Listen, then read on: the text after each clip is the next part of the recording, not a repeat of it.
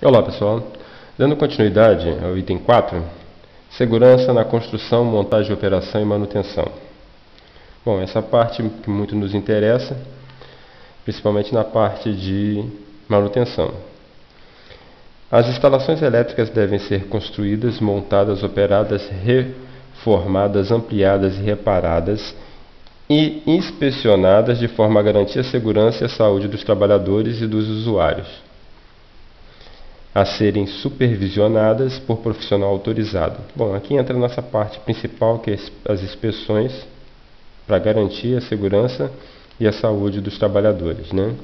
Nos trabalhos e nas atividades referidas devem ser adotadas medidas preventivas destinadas ao controle de riscos. É a parte que a gente tem que prestar bastante atenção, controlar os riscos, especialmente quanto à altura, confinamento, campos elétricos e magnético, explosividade, umidade, poeira, fauna, flora.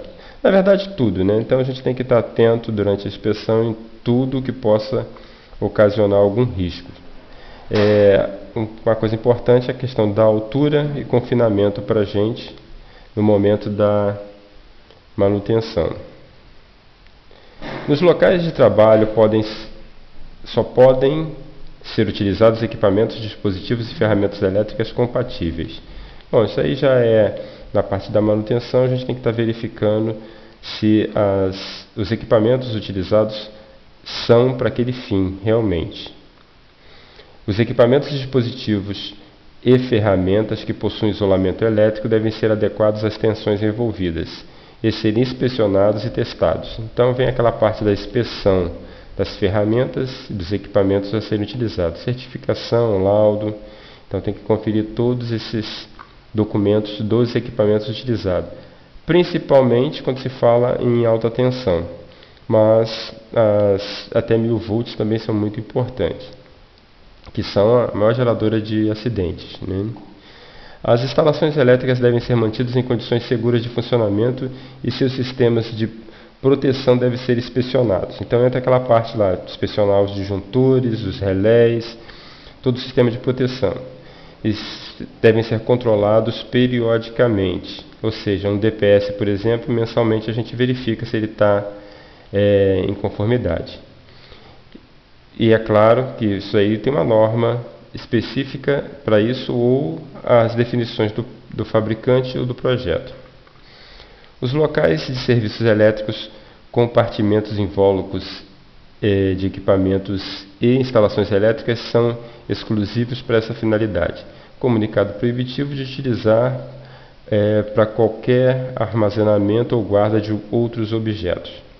Isso a gente já tem aí o nosso padrão e caso durante a inspeção não tiver, é só pegar e apresentar o modelo e falar, olha só, tem que passar esse comunicado para todos os trabalhadores envolvidos, usuários, ou até mesmo não, né, do sistema. Para as atividades em instalações elétricas, deve garantir ao trabalhador iluminação adequada. Isso a gente já tinha visto anteriormente, a parte de ergonomia tem que estar com iluminação suficiente para fazer a atividade.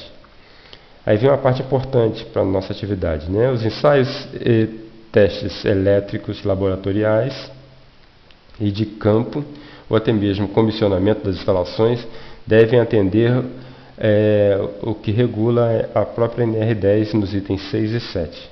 Somente pode ser realizado por trabalhadores que atendam às condições de qualificação e habilitação. Isso a gente vai ver mais à frente, quem é que está ou não habilitado e qualificado para fazer isso. Bom, instalações desenergizadas. Somente são consideradas desenergizadas e liberadas para trabalho mediante procedimento apropriado. Lembra da nosso procedimento de desenergização, onde consiste em fazer o quê? Seccionamento, impedimento de reenergização, constatação da ausência, instalação de aterramento temporário com equipotentização dos condutores, proteção dos elementos energizados existentes na zona controlada.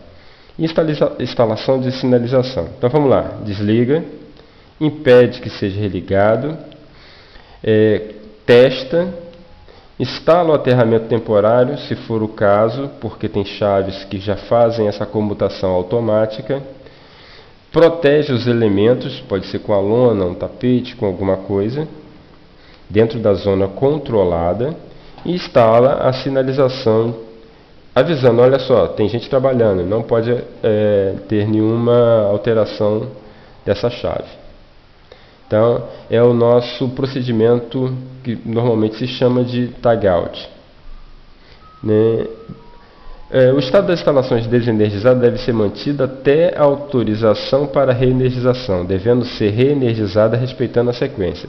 Ou seja, dentro daquele nosso procedimento já tem exatamente o inverso, né? Retira todas as ferramentas, utensílios, trapo, objetos em geral que possam estar dentro do sistema. É muito importante a verificação dessa primeira etapa. Retirada da zona controlada todos os trabalhadores envolvidos no processo. Então, quem está envolvido em pintura, limpeza, manutenção, ou seja lá o que for, tem que sair totalmente do local. Remoção do aterramento temporário. Se for uma chave automática, na hora que for colocar para energizar, ela já vai fazer isso automaticamente. Remoção da sinalização de impedimento de reenergização. Destravamento e religação. Então, é a ordem inversa, passo a passo, vamos fazendo, certo? As medidas constantes nas alíneas 5.1 e 5.2 podem ser alteradas, substituídas ou ampliadas e eliminadas. Bom, essa aqui é a parte que diz que simplesmente que a gente pode rever esse procedimento, conforme o equipamento a ser instalado. No caso de uma chave que já tem a equipotentização automática, a gente já não precisa passar por esse item aqui, foi o que eu até relatei anteriormente. Os serviços devem ser executados em instalações elétricas desenergizadas, mas com a possibilidade de energização por qualquer razão, deve atender o que estabelece nas instalações elétricas energizadas. Ou seja, por qualquer motivo, alguém pode ligar, então vamos trabalhar como se ela tivesse energizada. Instalações energizadas, quando a gente vai intervir nas instalações elétricas energizadas, com tensão igual ou superior a 50 volts, abaixo disso é tensão segura, em alternada ou superior a 120 volts em corrente contínua, abaixo de 120 volts corrente contínua, tensão segura. Somente pode ser realizadas por trabalhadores que atendam o que estabelece na 10.8. Lá embaixo a gente vai ver o que é isso. Bom, os trabalhadores do que se trata no item anterior devem receber treinamento de segurança para trabalho em instalações elétricas energizadas, currículo mínimo e carga horária determinados pelo estabelece na própria NR10.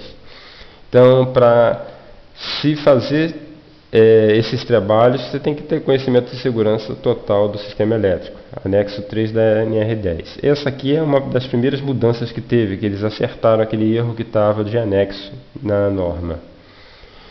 As operações elementares como ligar e desligar em baixa tensão, com materiais e equipamentos em perfeito estado e adequados para a operação, podem ser realizadas por qualquer pessoa.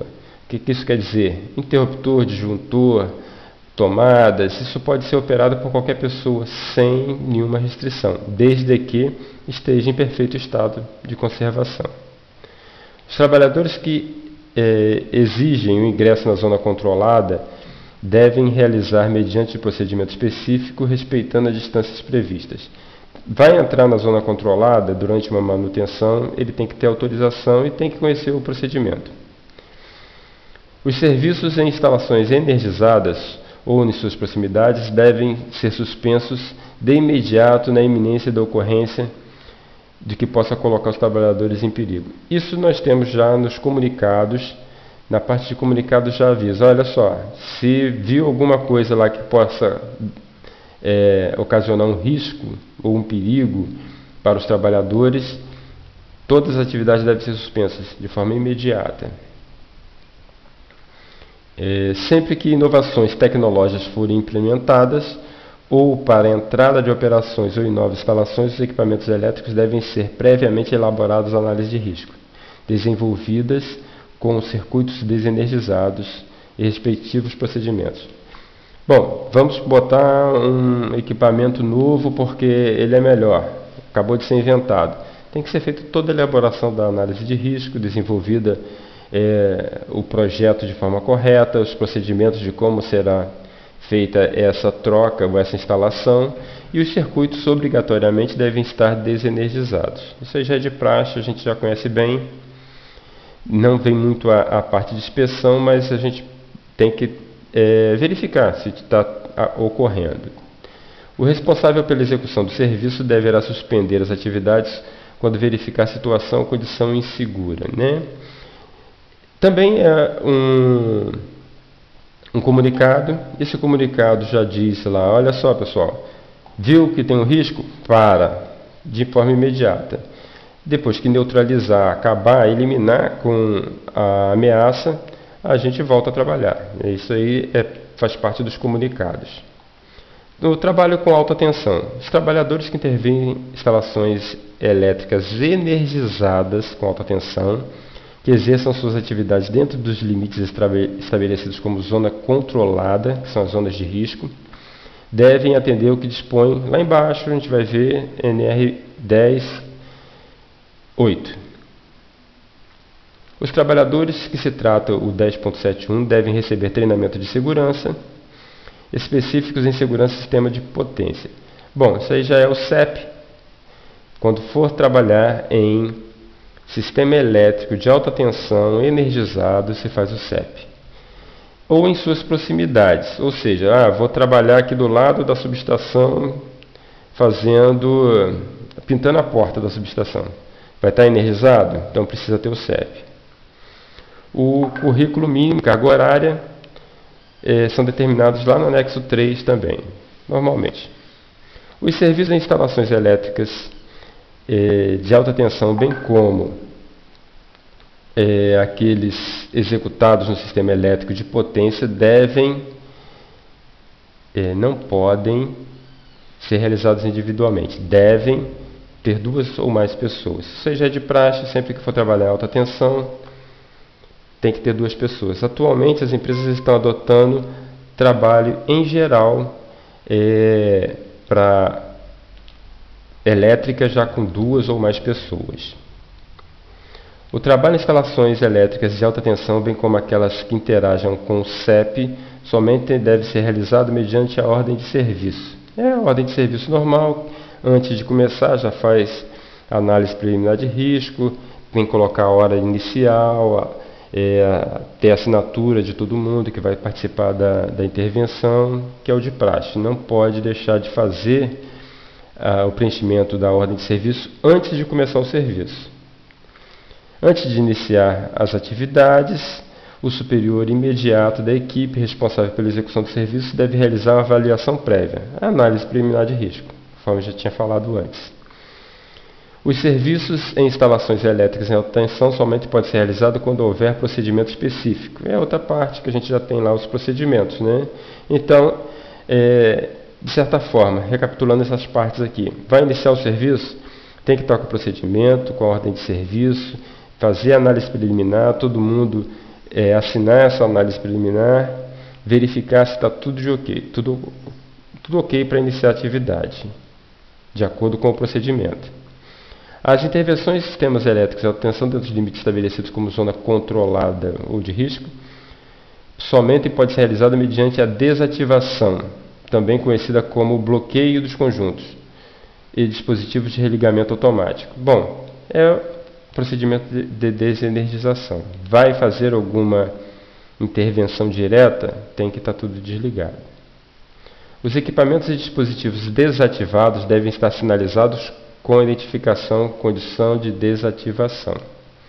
Não está funcionando por qualquer motivo, foi paralisado, foi removido a parte interna, mas o quadro ficou, o transformador está ali, mas está sem nenhum cabo, tem que colocar lá, né, que está desativado.